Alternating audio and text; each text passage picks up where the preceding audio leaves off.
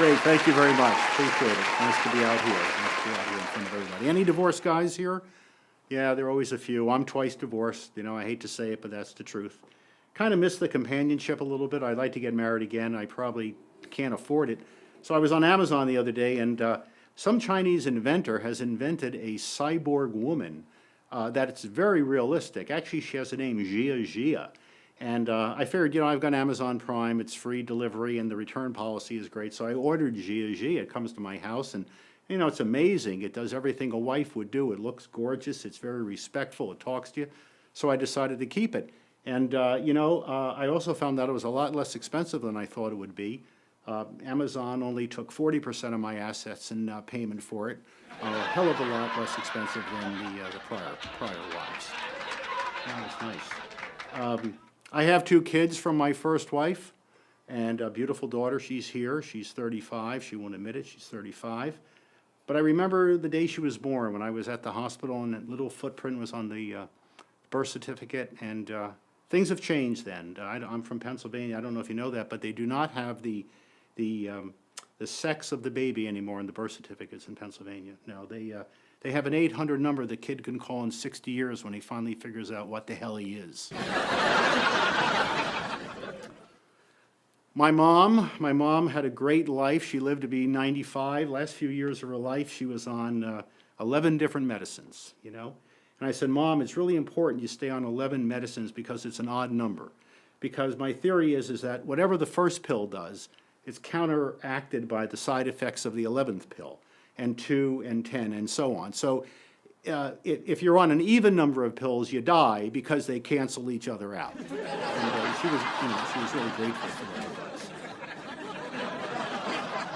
You ever notice when they interview these 120-year-old little ladies in Italy, they ask them for their secret of their longevity, and they say, what do they say? They say, I smoke 2 cigars a day, I drink a jug of wine a day, I work in the garden.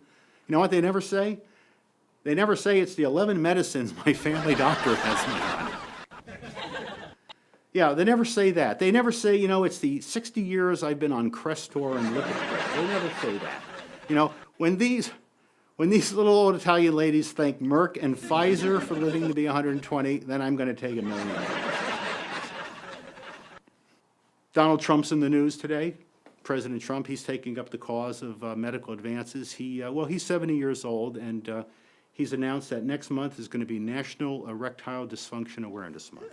Yes, he has. And he's also mandated that all flags be flown at half-staff.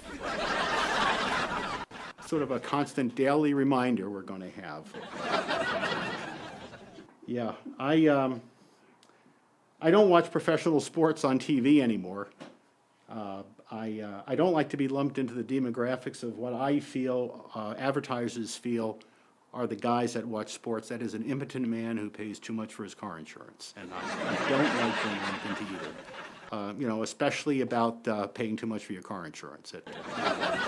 And all those Viagra ads, I mean, aren't they kind of embarrassing? You know, if your boner lasts greater than 4 hours, you got to go to the emergency room. I said, and that's great in theory, but in reality, like, how do you get your pants on? Like, what do you do with it? You know, and then once you get your pants on, do you leave it sticking out through the fly like you're auditioning in West Hollywood? I mean, what do you do with it?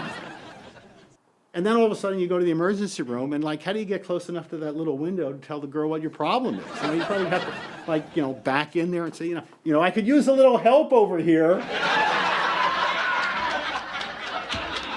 So, it's bad. Well, finally, I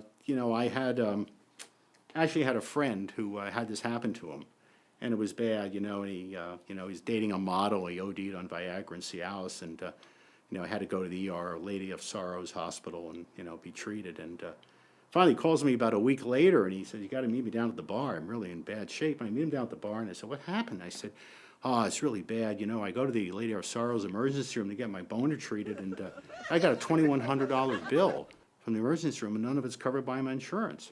I said, that's ridiculous. You've got good health insurance. He says, I know.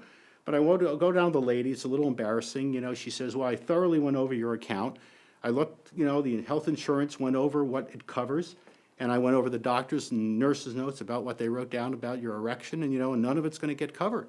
And I said, that's ridiculous, and why not? And the guy said, well, I hate to admit it, but it looks like I didn't meet my 6-inch deductible. Hey, you're a great crowd. Thank you very much. Appreciate it.